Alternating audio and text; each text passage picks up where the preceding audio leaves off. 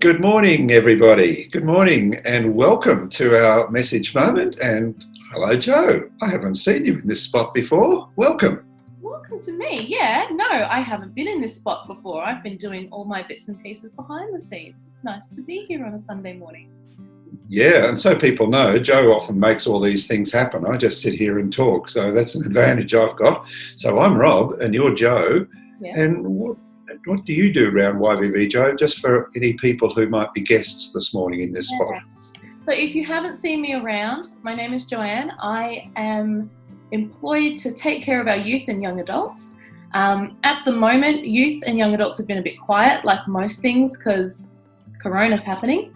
But youth is kicking off next week. So on our community page and our youth page, you might have seen that we're having a Zoom meeting next Tuesday. So that's one of the things I've been up to. And other than that, I just get to enjoy being part of YVV. That's who I am. Yeah, we love it that you're part of YVV, Joe. Look, as regulars will know, in this message moment, we've been trying to mix it up a bit in that we've been having regular YVV people doing a message moment spot. But Di had a particular thought about us widening our perspective. And so I hope you've enjoyed it as much as I have in hearing from people like Alan Scott and Jay Pathick, just helping us to think a little bit more about the face of church at this time, to think about fresh ways of bringing the kingdom. So I pray the Lord's sort of leading folks out there, you folks out there, in just doing just that. So, Joe, tell us, it's an in-house one this morning, isn't it? Can you tell us what's coming? Absolutely. So this morning we are having a testimony time. So the people that you're going to see sharing straight after us are people that you'll recognise. It's Steve and Vera. So they're around. You would probably know their faces even if you haven't had a conversation with them. And they're going to be sharing some important stories to encourage us and give us a bit more insight into what God's either done or is doing right now. So if you don't know Steve, Steve is a good friend. How would you describe Steve, Rob? Someone who is so diverse in that he works and does like city planning stuff. And at the same time, I know in his history, he's been a mime. So very diverse, very creative, very good storyteller. You'll enjoy what he has to share. And our other testimony today is coming from Vera, who I've gotten to know really well, I think, through the Sockham program. So that's still running on Sundays. Okay, yeah, that's cool. Yeah. And Vera shared some of this testimony in Sockham, and it was just so exciting to hear what God's done in her life. You're going to really enjoy hearing from her. Fantastic. And look, as somebody who is still committed to doing messages and preaching, I still say often a really good God story is worth a few testimonies, at least a few sermons all at once. So I'm looking forward to hearing what these two good friends are going to share. I saw one church has called this sort of time Sounds of Redemption, and I think that's what they sound like, because it's God doing what he does, isn't it? Transforming and making things new. Well, enjoy, folks. Stay with us. It's coming next. Yeah, you don't need to click another link. Just stay right here and enjoy. Yeah. Beautiful. Thanks, Joe. Bye.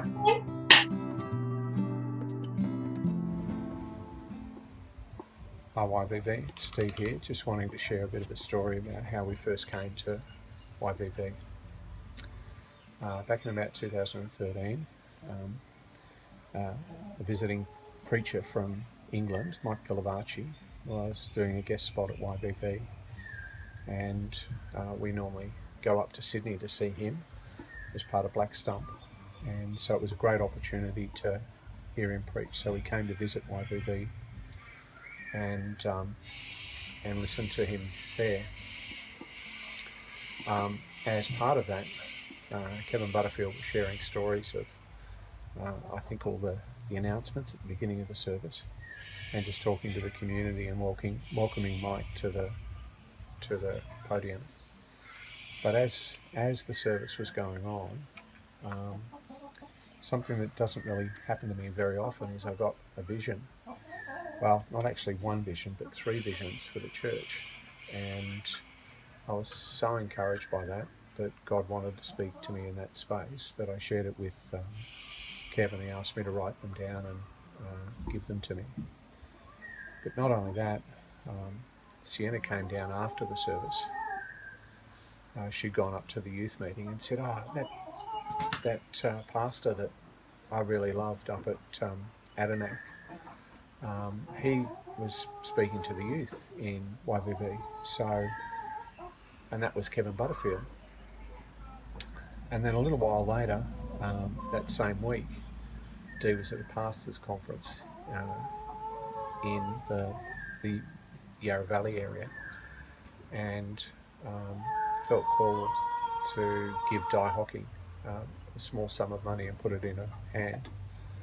And Di wrote an email back to Dee and said, reminds me of the same thing that happened to me at a pastors' network meeting 25 years ago, where a little old lady put a note in my hand, and I've carried that note as a guide to my life in times of trouble and high points and everything.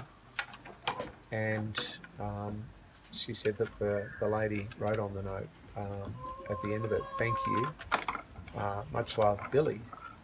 And Dee broke down in tears and wrote back to her and said, "Do you know who Billy is?"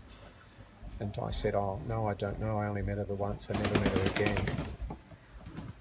But I kept that letter safe all these years. And Dee wrote back to her and said, "Billy was my mother." And we kind of knew at that point, it's the first time that God's kind of moved on all of our hearts to say, "I've got something in mind for you that's going to bless you and bless those that you're with." And that was to be part of the Yarra Valley Vineyard Fellowship. And it truly has been a blessing for all 3 of us.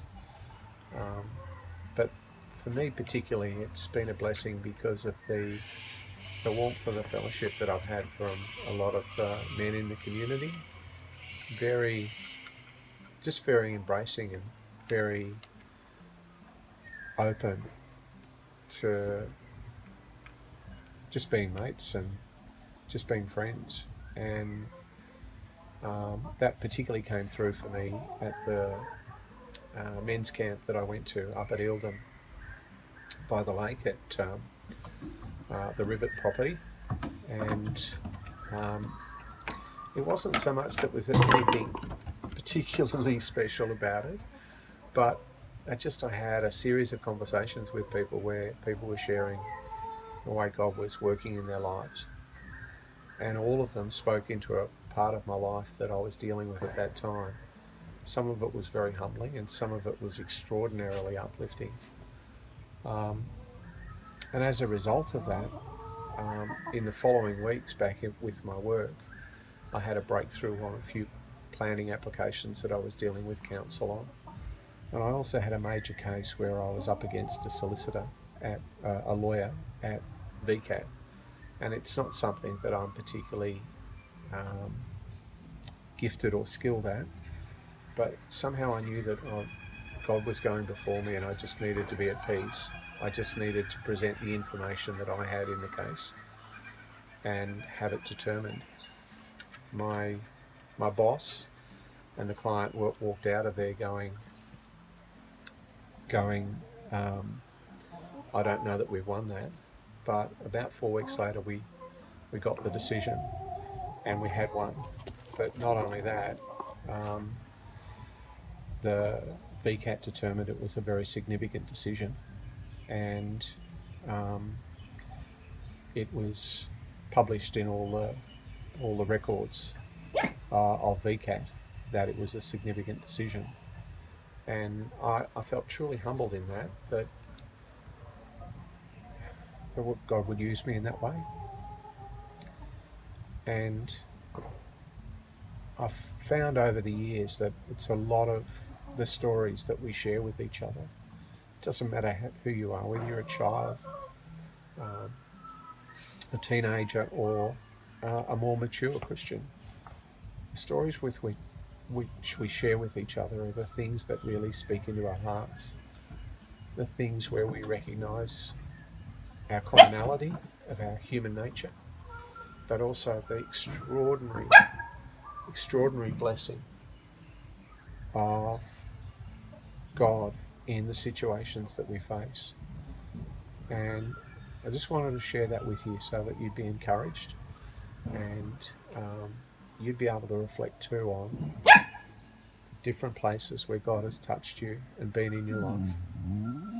And if you get an opportunity, I'd encourage you to share that with us. We're in an online format now, and to have your stories recorded would be a great thing for our whole community. So I hope I've blessed you today and encourage you to be a blessing to others.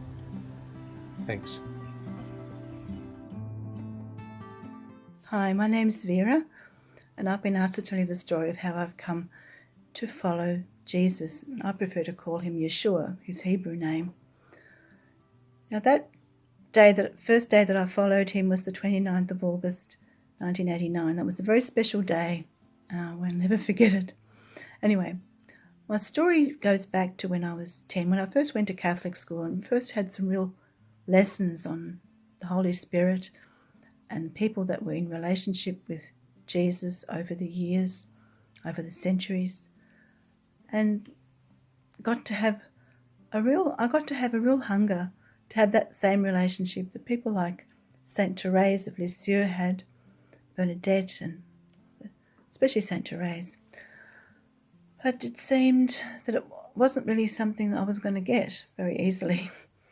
And so I was a bit disheartened. I wanted to feel the presence of the Holy Spirit. I wanted to follow Jesus closely, but there was no one to really show me how. And in fact, I didn't know whether I really believed in God. It was just awful. It's a bit like being shown some ice cream but never being able to taste it. Anyway, so I would often sit in the classroom and I'd say, God, if you do exist, show me a sign. Like, for example, an interesting sign would be if you could just send a flock of white doves to land on the grass right now, then I'd know that you exist and I'd follow you. But he wasn't into playing those tricks just because I wanted him to. So that didn't happen, and I just went then for year after year, just being a good little Catholic, as they say, going to Mass and communion and confession and all those things until I was 19, and then I just couldn't anymore. I was just going through the motions, really. So I went on my not so merry way, and every now and again I'd say to God, look, if you do exist, then I'll follow you. What if I could really just believe in you? And I'd read books from time to time, but nothing was convincing. And anyway, by the time I was 35, I thought, it's just a question I'll leave to when I'm close to death, then I'll consider that question, whether God exists. It's just too much for me to handle right now. Anyway, I had a friend who became a Christian, and she was quite smart, and I thought, okay, I must ask her. Anyway, I asked her how she came to believe, and she said, look, it's really going to be this different for everybody. She said, why don't you read the Bible and ask God to reveal himself to you? So she gave me a Bible to read, and I started reading and asked that he reveal himself, but not a lot happened, really. Anyway, she invited me to her baptism at the local church, and it was great to see her in this big warm tub of water. And in fact, when she came out of the water, she was very emotional, and I could sense something special had happened. And I could sense that there were it felt like there were bubbles in the air. And when I later asked her about it, she said, I thought you're feeling the Holy Spirit, that's what you're feeling. Didn't mean a lot to me. Bubbles, Holy Spirit. Anyway, I was still trying to piece it all together. And I went home after the baptism, sat on the couch, and felt quite a awful presence behind me. I felt quite threatened. What I haven't told you was that I was pretty much into palmistry and astrology. I was just so longing for something spiritual that I was into that sort of thing. And we had a friend who was into seances, and he told us that there was a ghost in the back room. So I believed him. Anyway, when I sat down after the baptism, this was the ghost that was coming up to threaten me. So I got quite frightened, and I rang my friend, her name was Sue, and said, look, this ghost is just getting quite threatening now. And she said, look, I'll get my husband to come over tomorrow and pray through the house. It's getting quite urgent, and he'll bring a friend. So he did. I went out of the house, and they came over and prayed through. And sure enough, there had been a demon in the back room and other things as well. And they said, look, you're going to have to become a Christian now, or else those things will come back. And I said, well, I don't want to go through the motions of becoming a Christian just to keep the demons out. And they said, well, what you have to do is pray for the Holy Spirit to come. You'll have to pray it every day, because the Holy Spirit and the demons can't live in the same place, but you'll have to keep praying. All right, so I did. I went home that night and I prayed with one of my children. The Holy Spirit would come. And at 6 o'clock in the morning, I was woken up and all my prayers had been answered. It's very hard for me to convey to you just how special that morning was. I looked up from the bed, and it was like there was white light in my bedroom, and a presence and a feeling of joy and peace like I'd never felt before. I never felt this before. I knew it must be God. Somehow I knew it was God. And the words that kept falling into my head, I didn't make them up. They weren't me. They were the words falling into my head. And the first words were, I do exist. And I said, okay, what about Jesus then? And he said, well, the stories about my son are true. And I said, well, I'm going to ask you now what I've always wanted to know. What's the meaning of life then? And he showed me a picture of some very unhappy faces in the window. And he said, the meaning of life is to bring what you're feeling now, that joy and peace, to the unhappy people, to the other people. All right. Well, why me, Lord? Why would you do this for me? This is amazing. I haven't done anything special. Why me? And he said, have a look in the Bible next to the bed. And I glanced in, it was open at Ephesians, and my eyes fell onto the words, by grace you have been saved, so that no one can boast.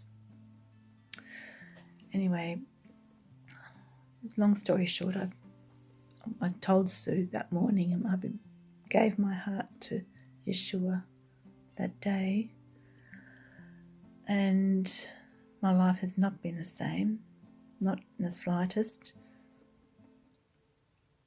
I mean, it's been a road that's been sometimes just fun, sometimes pretty rocky, but I've had God with me the whole time, and it's been so worth it. And I'm happy to talk to you about what it's like. Could you get in touch with me?